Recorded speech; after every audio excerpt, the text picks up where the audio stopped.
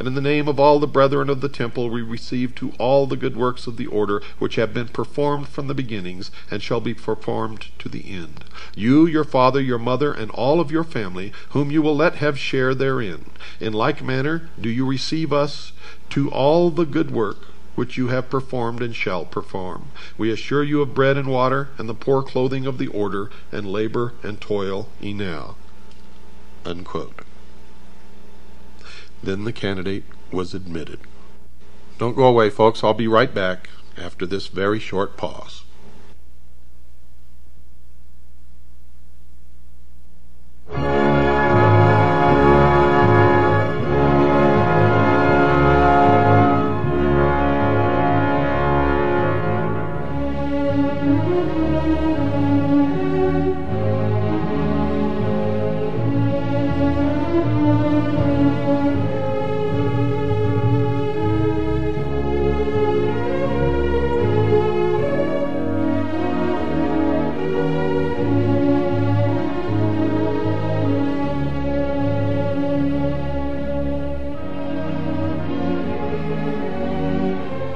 You're listening to The Hour of the Time. I'm William Cooper. I'm still alive, I'm well and kicking, and I'm going to be around for a long, long time, much to the dismay of the mystery schools and international socialism. Don't go away, folks. We'll begin again in just a few moments.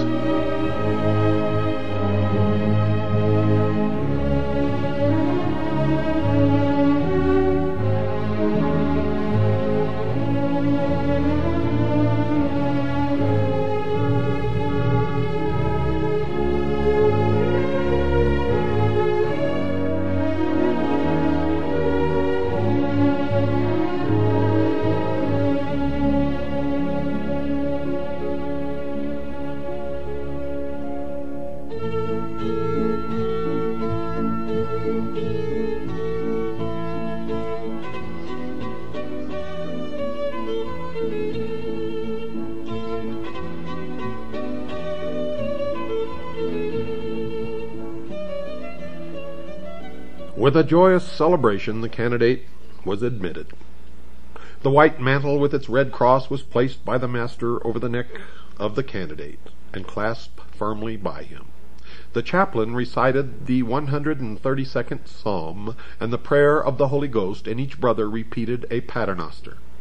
Then the master and the chaplain kissed the new entrant on the mouth. As he sat down before the master, the latter delivered him a sermon on his duties.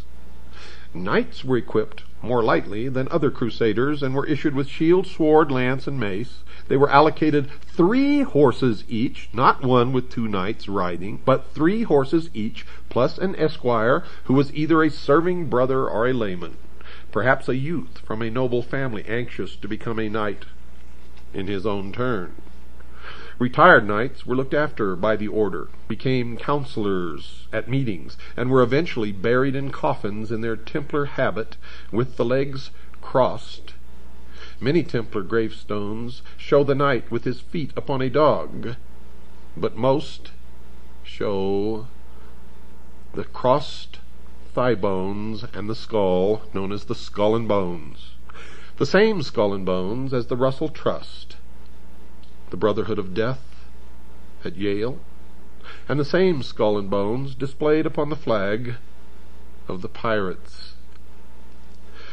It was Philip the Fair of France, bankrupt and fearful of the growing power of the warriors of the temple, who laid the conspiracy for the suppression of the order for all time. It has been hinted that Philip had some forewarning that a plot against the throne was afoot, that the Templars, frustrated in their attempts to win back the Holy Land, were about to turn upon Pope and King alike and try to overcome all Christendom. And believe it or not, that's closer to the truth than anything that you have ever heard about the Templars. In 1305, Pope Clement had been crowned through the assistance of the French king and was actually under the control of the French king, and Philip was ready to bring all the power of church and state against the Knights of the Temple. There had been continued rivalry between the Templars and the Hospitallers on the surface. Underneath, they were one and the same. And Clement, 6 months after his enthronement, wrote asking them to visit him for a conference, ostensibly for the purpose of making plans for aiding the kings of Armenia and Cyprus. The Pope was, however, hoping that he could effect a reconciliation between the two orders, which would in turn strengthen his own position as their only ultimate head. William de Villaret, master of the hospital, was fully engaged in an attack upon the Saracens of Rhodes when the invitation arrived, and could not obey it. But Jacques de Molay, Grand Master of the Temple, decided to accept. He handed over the defense of Limassol in Cyprus to the order's marshal, collected 60 knights, packed 150,000 gold florins plus much other treasure, and set sail for France. At Paris, de Molay was received with honors by the king, who was plotting his downfall. In Poitiers he met Clement and discussed the possibilities of a fresh crusade. De Molay opined that only a complete alliance of all Christendom could be of any avail against the Moslems, and that the amalgamation of the two orders was not a good idea. The Grand Master returned to Paris, and almost at once rumors began to circulate about certain serious charges to be preferred against the order. Troubled at this campaign, the Master, together with Rimbaud de Caron, preceptor of Outremer, Geoffrey de Gonville, preceptor of Aquitaine, and Hugh de Parado, preceptor of France, returned to Poitiers to justify the order before the Pope. An audience took place about April of 1307, in which the Pope mentioned the charges which had been made. The commission understood that their answers satisfied Clement, and returned to the capital in good heart. But this, dear listeners, was only the beginning. The method by which the charges were originally said to have been made was through a former Templar who had been expelled from the order for heresy and other offenses. The Squin de Flexian found himself in prison, together with another man, a Florentine named Nofodie, and they thought or were told that they could obtain their release and a pardon for the crime of which they were currently accused, if only they would testify against the order. One account has it that de Flexian called for the governor of the prison, saying that he had a disclosure to make which he could tell the king personally, and which would be more to him than the conquest of an entire kingdom. Another chronicle has it that both men were degraded Templars, and had been actively engaged in the revolt against the king, during which Philip had been forced to take refuge with the Templars.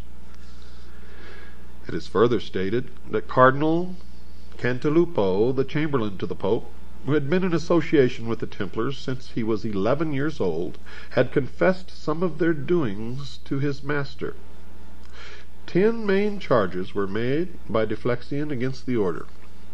1. Each Templar, on his admission, swore never to quit the order, and to further its interest by right or wrong. 2. The heads of the order are in secret alliance with the Saracens, and they have more of Mohammedan infidelity than Christian faith.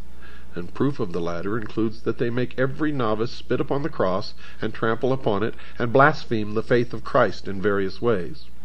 3. The heads of the order are heretical, cruel, and sacrilegious men.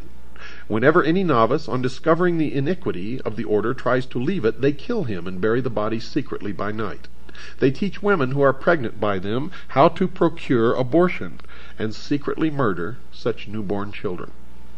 4. They are infected with the errors of the Fraticelli. They despise the Pope and the authority of the Church. They scorn the sacraments, especially those of penance and confession. They pretend to comply with the rites of the Church simply to avoid detection. 5. The superiors are addicted to the most infamous excesses of debauchery. If anyone expresses his repugnance to this, he is punished by perpetual captivity. 6. The temple houses are the receptacle of every crime and abomination that can be committed. 7. The order works to put the Holy Land into the hands of the Saracens, and favors them more than the Christians. 8. The master is installed in secret, and few of the younger brethren are present at this ceremony. It is strongly suspected that on this occasion he repudiates the Christian faith, or does something contrary to right. 9. Many statues of the order are unlawful, profane, and contrary to Christianity.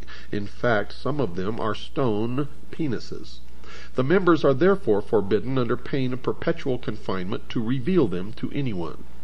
10. No vice or crime committed for the honor or benefit of the order is held to be a sin. Now these